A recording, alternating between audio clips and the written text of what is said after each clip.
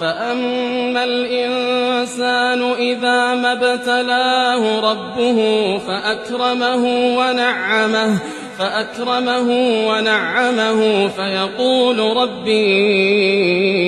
أكرمن وأما إذا ما ابتلاه فقدر عليه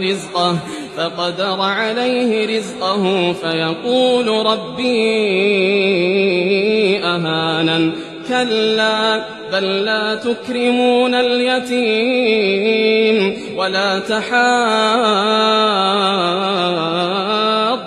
على طعام المسكين وتأكلون التراث أكلا لما وتحبون المال حبا جما كلا إذا دكت الأرض دكا دكا إذا دكت الأرض دكا دكا وجاء ربك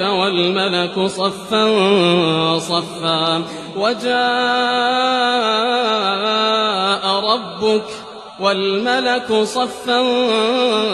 صفا وجيء يومئذ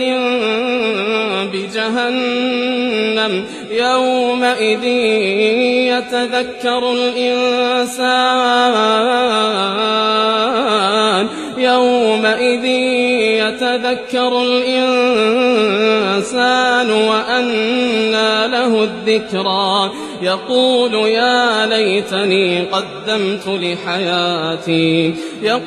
يا ليتني قدمت لحياتي فيومئذ لا يعذب عذابه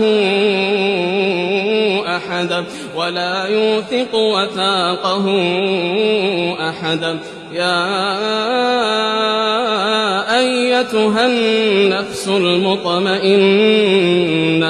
يا أيتها النفس المطمئنة ارجعي